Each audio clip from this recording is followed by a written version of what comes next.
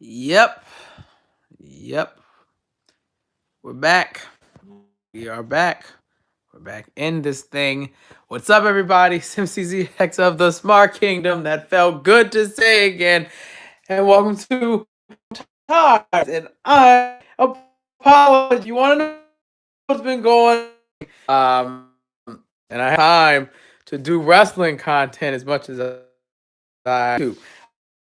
I've finished Takeover. I watched Survivor Series. I'm not all New Japan yet because the time was fun. We celebrated. I just didn't get busy working at my other job. I haven't to basically do what I wanted to do. I'm moving to another room because the light is broken here, so I'm going to another room. I'm sorry. I'm going this room. This is the old room. We're back. So wrestling wise, I'm up to date with everything on NXT. As for that chair's broken. As for Raw and Smackdown, I just have a couple things to say. Raw has become an absolute joke.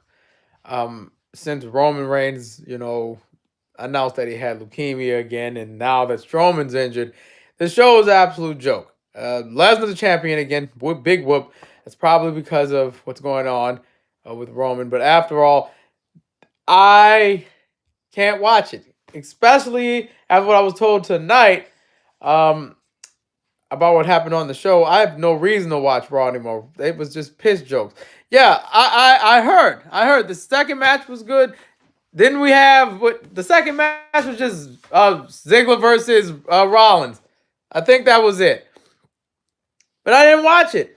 I heard Drake Maverick took a piss on live television on someone's robe, on Bobby Roode's robe. He took a piss on it. We're back to pee humor. It's the Attitude Era all over again, except it's less edgy. It's more cartoony than ever.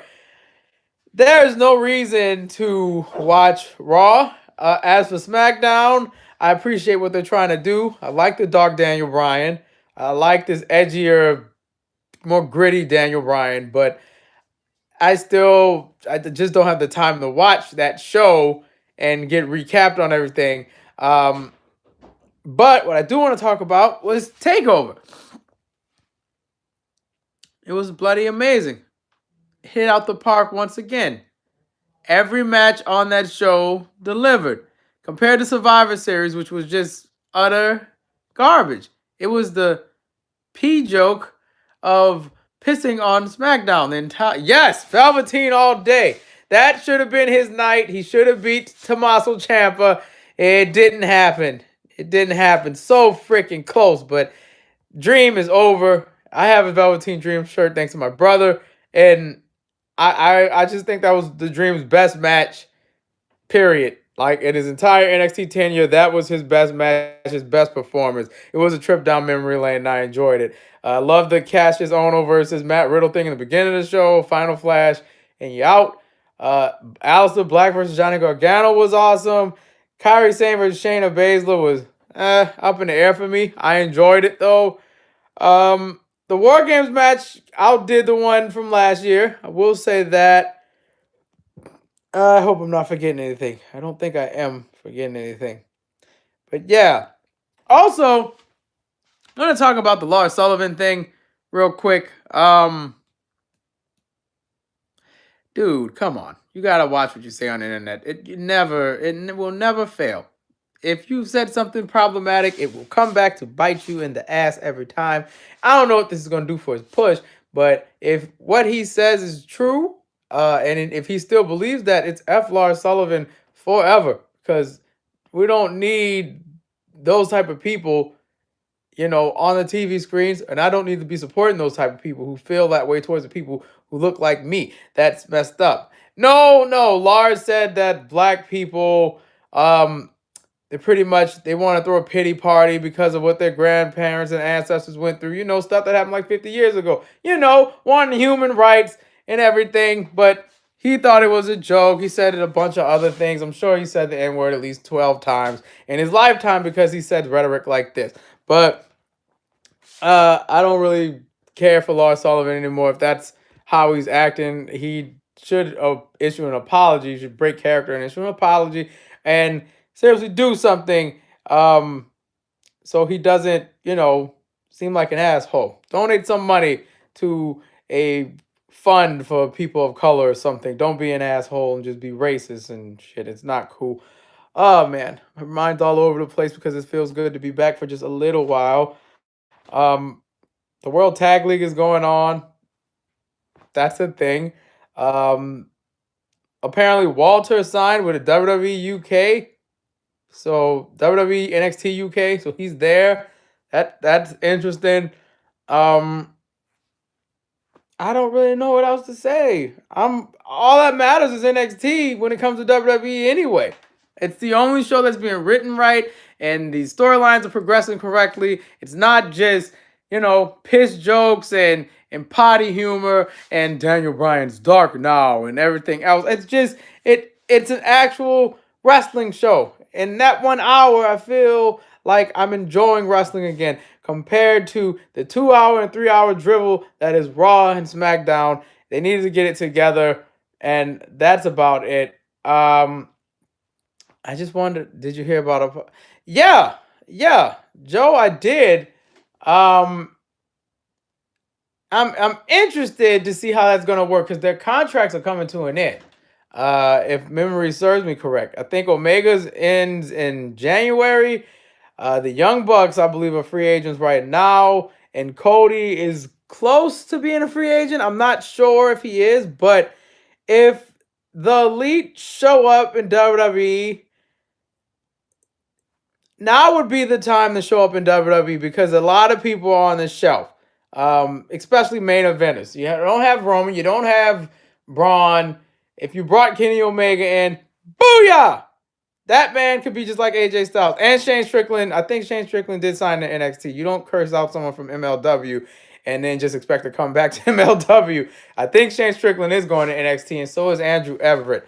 But if the Elite is coming back, if they're coming to WWE, it'll be interesting to say the least of how those characters are booked on the show. I think Cody could be a main eventer along with Kenny Omega and the Young Bucks. And if they get Hangman, if they get the whole squad, it's gonna be a huge get for WWE, and it will be freaking interesting. That's all I can really say. It'll be very interesting to see because how would all this tie with being the lead? How would this tie into a lot of things? And it makes me wonder if they don't bring the Elite in. I have a feeling the Undisputed Era could be coming to the main roster sooner than we think. And I don't want it to happen, but I feel like you need someone to fill that void. A big group like that could be it. So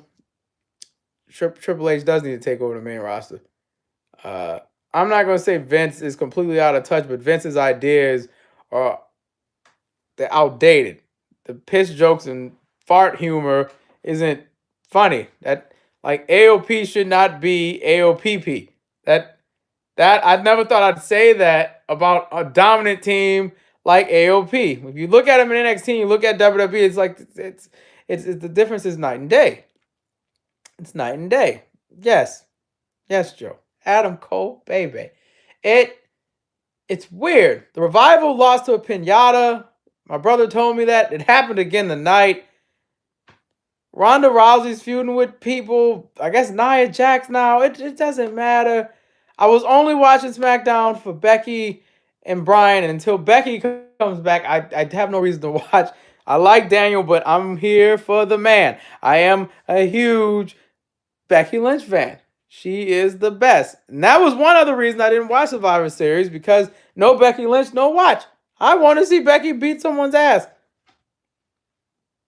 I don't even get time to play 2K19 anymore, Joe. I have to finish making my characters and everything. Man. It's been a minute. I wish I had more to say. Joe, do you have any questions, any thoughts you want to share before I sign off? Because I'm trying to blank here. There's nothing else to really say. Raw Tag Division sucks. It's a joke. SmackDown Tag Division, SmackDown in general, when it comes to facing Raw, doesn't get any respect, and it never will, because it's the B show, and it always will be the B show, despite having the better characters on it. Oh man, this I'm gonna have to try to do these every Monday or Sunday. If we're gonna have any activity on this channel, it'll be on Sunday or Monday, because of my work schedule, and hopefully nothing else changes with my work schedule, so we can actually do things on Sunday and Monday. And you said, do I think Bianca Belair is next up? Yes, yes, yes, yes. She's undefeated. Undefeated. Who else? Who else is Shayna going to tap out? It's not going to be Bianca. I think Bianca's the next NXT Women's Champion, to be quite honest with you. It's either going to be her or Io. Io hasn't debuted yet, but I think Io will either be the one to take out Shayna. But I think Bianca is next. Once she's done with this Mia Yim feud, because that can't be over. Those two need to go one more again. Yeah. I guess the overall message of this episode, yes, Montez Ford is a very lucky man. Very lucky man. The overall message of this episode is we're back. We're going to be doing things on Sunday and Monday. Work has been kicking my ass, but hey, I've been making money, so I can buy more stuff. I'm thinking of going back to recording things audio-wise. Hopefully that'll fall through with my cousin and everything. But if not, we'll just be doing these from Sunday to Monday. NXT is the only show that matters. Raw and Smackdown, I can't. I refuse to waste 3 hours of my time watching a lackluster show when I can put a better one on in a video game. And that's sad. I watch SmackDown on Hulu and just cut my losses. But NXT is most definitely being watched every Wednesday, no matter how tired I am. But that's all I wanted to say, guys. I was glad to be back for just a little while. Sorry the videos took so long. I will have more wrestling info for you later, especially if something breaking happens. Hopefully between the hours of the morning and 2 o'clock, because 2 o'clock I have to leave the house to go to work. But thanks for watching. Thank you, Joe, for tuning in for this quick episode of Matbound. I'm MCZX. This has been fun. Thank you. It's good to be back, man. It's good to be back. And see you guys on the next one. And once again, much apologies for me being late. Later now. Bye-bye.